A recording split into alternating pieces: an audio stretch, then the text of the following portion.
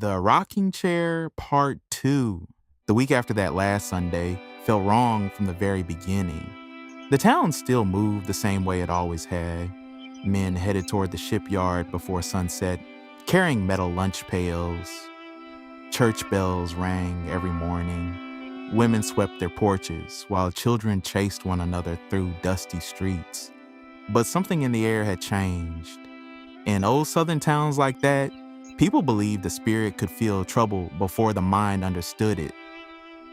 The older folks often said the Lord whispered warnings in strange ways, through uneasy dreams, nervous animals, sudden silence, or a heaviness that settled over a home for no reason at all. That week, the heaviness came. The boy noticed it first in the adults.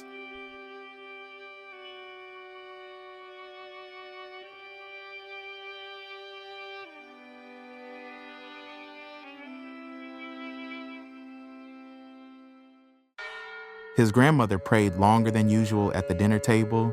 His mother kept glancing toward the clock during the evenings. Even the neighborhood dogs barked strangely at night, setting off one another down the block until the whole town sounded restless. Then came the news from the shipyard. There had been an accident during the night shift. Nobody explained exactly what happened. Some men said faulty equipment failed while work was being done below deck on one of the ships. Others whispered that something heavy broke loose where the welders were working. All anyone truly knew was that several men had been killed. Ray was one of them. The family tried desperately to shield the boy from the truth. Whenever he asked where Uncle Ray was, someone would answer softly, "He's at work," or "He'll be around later." But grief has a sound children can hear, even when words are hidden. The house no longer laughed. His mother's eyes stayed red and swollen. His grandfather sat quietly on the porch, smoking in silence long after dark. His grandmother wandered room to room, holding her Bible tightly against her chest, as though she feared something else might be taken away. By Friday evening, the boy could no longer ignore it. He found his mother standing alone in the kitchen, crying softly beside the sink. "Mama?" he asked carefully. "What's wrong?" She looked at him for a long moment before finally kneeling down in front of him. Tears immediately filled her eyes again. "Honey," she whispered, brushing hair from his forehead. There was an accident at the shipyard." The boy stared at her silently. "Your Uncle Ray," her voice broke. "He died." The room suddenly felt too still. The boy shook his head immediately. "No," he whispered. She pulled him into her arms as the tears came rushing out of him. "He promised," the boy cried over and over. "He said he'd see me Sunday."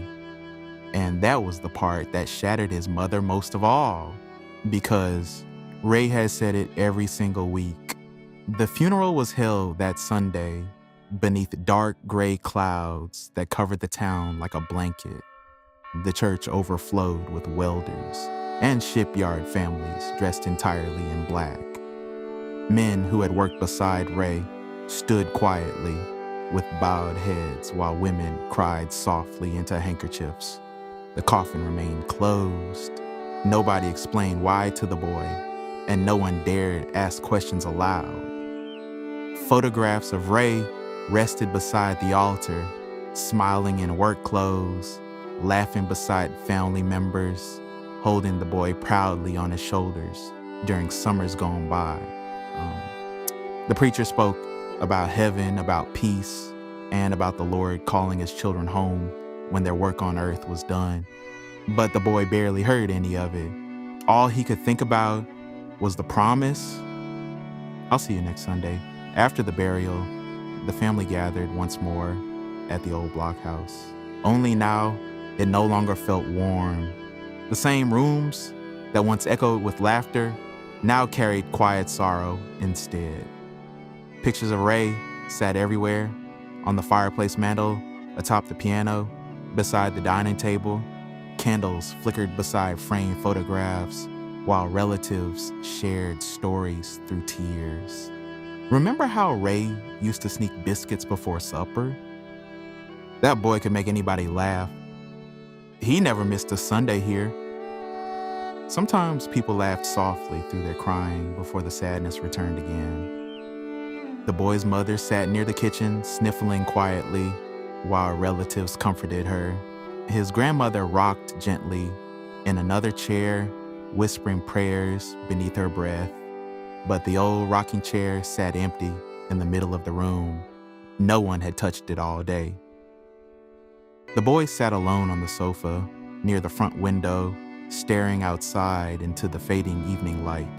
Tear stains had dried against his cheeks, leaving pale tracks across his skin. The adults hardly noticed him anymore, lost in their own grief. Outside, the wind moved softly through the trees. Then suddenly, the boy's eyes widened. His entire face lit up with sudden joy. He jumped up so quickly, the sofa cushions shifted beneath him. "It's Uncle Ray!" he shouted excitedly. Every voice in the house stopped. The room fell completely silent.